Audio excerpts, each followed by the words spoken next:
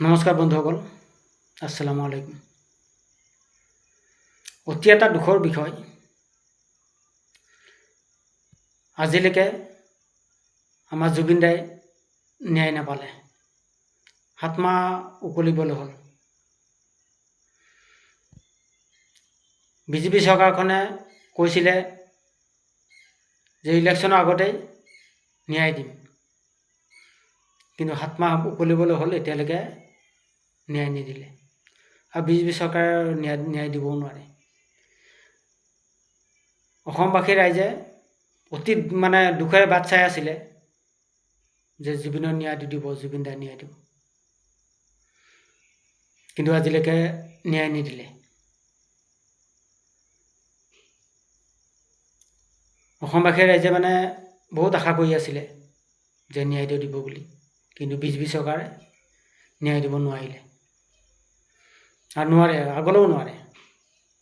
BJP চৰকাৰ আহিলেও, যদি কংগ্ৰেছ নাহি যদি বিজেপি চৰকাৰো আহে, কিন্তু জুবিন দাই ন্যায় নাপায়, এইটো খাটাং।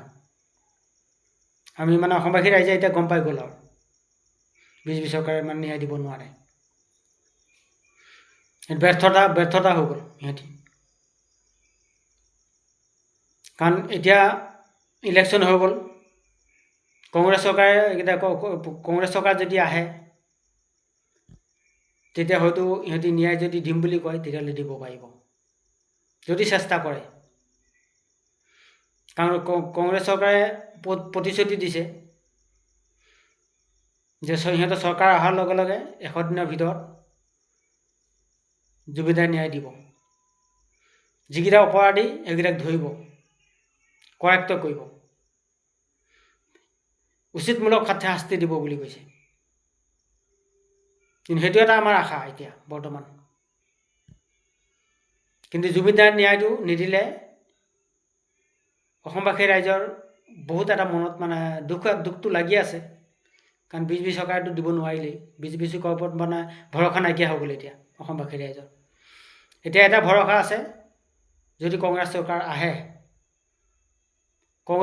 কংগ্ৰেছী নেতাসকলক কৈছোঁ এটা কথা, আপোনালোকে যাতে বিজেপি চৰকাৰ নিচিনা নকৰে, জুবিন দাৰ ন্যায়টো যাতে সোনকালে দিয়ে। আপোনালোকে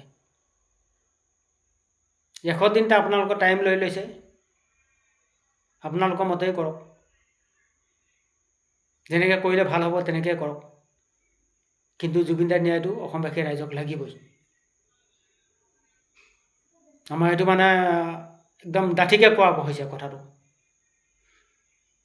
কাৰণ তেওঁলোকে নিচিনা মানুহ এজনক আমি হেৰাইছোঁ, তেওঁৰ গান আজিলৈকে আৰু শুনিবলৈ নাপাওঁ, আমাৰ শেষ হৈ গ'ল। তেওঁৰ লগতে হেৰি হৈ গ'ল, তেওঁ আমাৰ মাজত অমৰ হৈয়ে থাকিব জিন্দগী ভৰ, যেতিয়ালৈকে আমি জীয়াই থাকিম। আমাৰ ল'ৰা ছোৱালীও যাতে সেইবিলাক গান শুনিব পাৰে, সেই গানবিলাক যাতে জীয়াই থাকে, সেইটো আমি কামনা কৰিছোঁ। আৰু অসমবাসী ৰাইজক এটা অনুৰোধ কৰিছোঁ, আপোনালোকে জুবিন দাৰ সংস্কৃতিখিনি আপোনালোকে বজাই ৰাখিব, যাতে জীয়াই থাকে।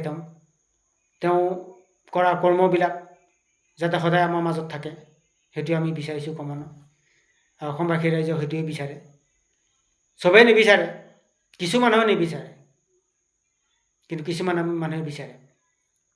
কিছুমানে কি, যিবিলাক নেকি দালালি মানুহ, সেইবিলাকে নিবিচাৰে। কাৰণ আমি দালালি নহয়, আমি যিটো ৰিয়েলি সেইটোৱে আমি বিচাৰোঁ, ভালটো বিচাৰোঁ আমি। সেইবাবে ভিডিঅ'টো বনালোঁ। আপোনালোকে ভিডিঅ'টো যিমান পাৰে শ্বেয়াৰ কৰিব, লাইক কমেণ্ট কৰিব। কাৰণ আপোনালোকে যদি আমাৰ ভিডিঅ'বিলাক নাচায় তো কেনেকৈ হ'ব? আপোনালোকৰ ভিডিঅ'বিলাকতো আমি চাওঁ ন। আপোনালোকে যিবিলাক ভিডিঅ' বনায় সেইবিলাকতো আমি চাওঁ, কাৰণ আমাৰ ভিডিঅ'টো আপোনালোকে চাব, তেতিয়াহে হ'ব। আৰু যিমান পাৰে শ্বেয়াৰ কৰিব, প্ৰত্যেকটো মানুহে যাতে পায় ভিডিঅ'টো। তো ধন্যবাদ। জয় অসম।